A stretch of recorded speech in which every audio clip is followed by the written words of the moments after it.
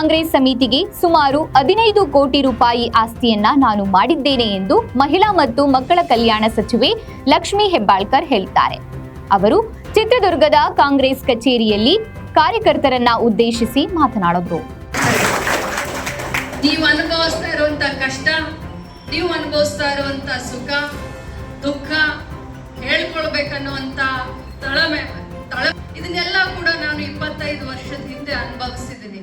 ಇವತ್ತು ಒಂದೇ ದಿನಕ್ಕೆ ಎರಡೇ ದಿನಕ್ಕೆ ಒಂದು ತಿಂಗಳಿಗೆ ಲಕ್ಷ್ಮೀ ಹೆಬ್ಬಾಳ್ಕರ್ ಆಗಿ ನಾನು ನಿಮ್ಮ ಮುಂದೆ ನಿಂತೆಲ್ಲ ಒಬ್ಬ ಸಾಮಾನ್ಯ ಕಾರ್ಯಕರ್ತೆಯಾಗಿ, ಮಹಿಳಾ ಕಾಂಗ್ರೆಸ್ನ ಬ್ಲಾಕ್ ಅಧ್ಯಕ್ಷೆಯಾಗಿ, ಮಹಿಳಾ ಕಾಂಗ್ರೆಸ್ನ ರಾಜ್ಯದ ಕಾರ್ಯದರ್ಶಿಯಾಗಿ, ಆಮೇಲೆ ಜನರಲ್ ಸೆಕ್ರೆಟರಿ ಆಗಿ, ಆಮೇಲೆ ಯೂತ್ ಕಾಂಗ್ರೆಸ್ನಲ್ಲಿ ಆಮ್ ಆದ್ಮಿ ಕಾ ಸಿಪಾಯಿ ಅಂತ ಹೇಳಿ ಅಲ್ಲಿ ಕೆಲಸ ಮಾಡಿ, ನಂತರ ಬೆಳಗಾವಿ ಜಿಲ್ಲಾ ಅಧ್ಯಕ್ಷ, ರಾಜ್ಯದ ಅತಿ ದೊಡ್ಡ ಜಿಲ್ಲೆ 18 ಕ್ಷೇತ್ರಗಳಿರುವಂತ ಜಿಲ್ಲೆಗೆ ನಾನು ಕೂಡ ಅನ್ನನವರ ತರ ಅಧ್ಯಕ್ಷ 5 ವರ್ಷ ಕೆಲಸ ಮಾಡಿ, ನಮಗೆ ಕಾಂಗ್ರೆಸ್ ಪಕ್ಷದ ಒಂದು ಆಫೀಸ್ ಕೂಡ ಇರಲಿಲ್ಲ. ಬೆಳಗಾವಿ ತನ್ನದೇ ಆದಂತ ಇತಿಹಾಸವನ್ನು ಕಾಂಗ್ರೆಸ್ ಪಕ್ಷಕ್ಕೆ ಒಂದು ಬಾರಿ ಅಲ್ಲ 2 ಬಾರಿ ಟಿಕೆಟ್ ಕೊಟ್ಟರೂ ಸೋತು ಎದೆಗುಂದದೆ ಇಡೀ ರಾಜ್ಯದ ಸಂಚಾರ ಮಾಡಿ ಪಕ್ಷ ಸಂಘಟನೆ ಮಾಡಿ ಗೆದ್ದು ಬಂದು ಈಗ ಮಂತ್ರಿಯಾಗಿದ್ದೇನೆ.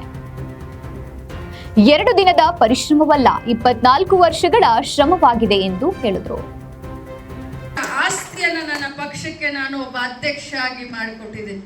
ಅದಾದ್ಮೇಲೆ 4 ವರ್ಷ ಮಹಿಳಾ ಕಾಂಗ್ರೆಸ್ನ ರಾಜ್ಯಾಧ್ಯಕ್ಷ ಆಗಿ, ಒಮ್ಮೆ ಅಲ್ಲ 2 ಬಾರಿ ಟಿಕೆಟ್ ಕೊಟ್ಟರು ಸೋತ್ರು ಎದೆಗುಂದದೆ ಇಡೀ ರಾಜ್ಯವನ್ನ ಸಂಚಾರ ಮಾಡಿ ಸಂಘಟನೆ ಮಾಡಿ ಇವತ್ತು ಮಂತ್ರಿಯಾಗಿ ಇಲ್ಲಿ ನಿಂತಿದ್ದೀನಿ.